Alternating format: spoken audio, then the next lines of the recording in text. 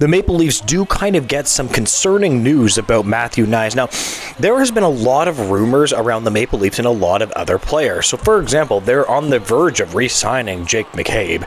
They are on the verge of re-signing John Tavares. And they're on the verge of making trades as well. I mean, who knows? They could have already made a trade by the time I make this video. Now, the problem with this is there was rumors about Matthew Knies as well, which was very interesting to me. Matthew Knies is the type of player that, man, he's such an enticing player. He's big, he can skate, he can win battles on the wall, he can shoot it. He has a lot of really impressive attributes that you absolutely love to see in a National Hockey League player.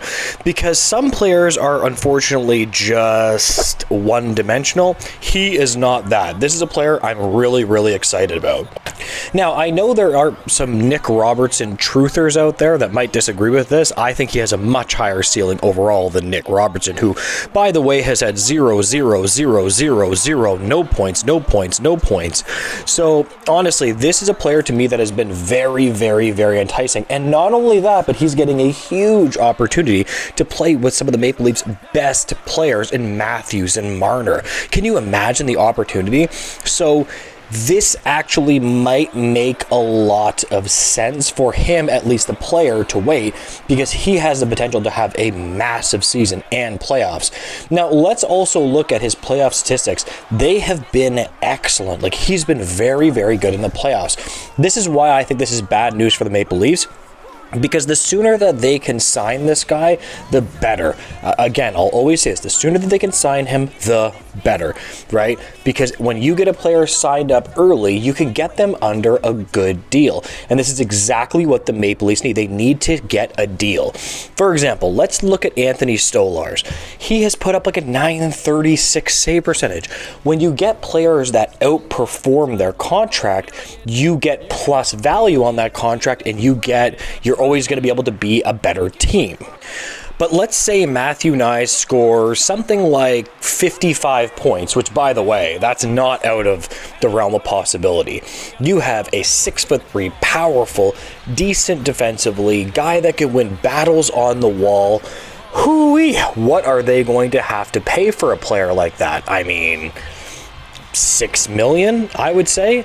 But if they could get him signed now and they get a little bit of luck with $5 million, that would be much better. This is why I'm saying, in my opinion, this is very concerning news for the Leafs, because I am really worried about what they're going to have to pay this guy and what the ultimate contract is going to turn out to be.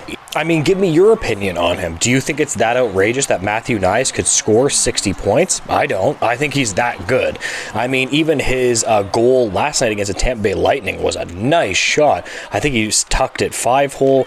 He's got good defensive awareness to a degree, and I love the fact that he's a giant. Have you seen this guy's neck? He is a giant out there. Now, I guess from the other side of the aisle, you could make the argument that Matthew Knies gets the opportunity to play with Matthews and Marner, and that, to a degree, is going to pump up his numbers.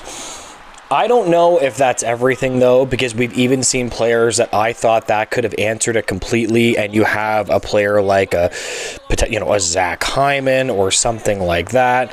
And, you thought, well, no, he's only good because of Matthews and Marner or whoever he's playing with. But he actually, Zach Hyman scored about 50 points, and he turned out to be unbelievable, like really, really, really good, right? So it's not only that some players are just very talented as well. And I think this is the same thing with Matthew Knies. He was also a second-round pick, and he's been pretty decent in the playoffs. Like, dude, he was better than Mitch Marner last year in the playoffs, which I guess you could make the argument isn't necessarily impressive because Mitch Marner hasn't necessarily been that good, but it still holds true if you understand what I mean.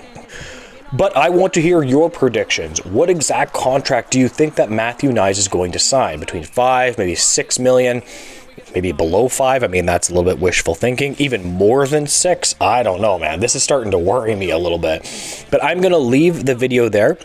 If you could like, comment, and subscribe, I would appreciate it. And have a great day, guys. Goodbye.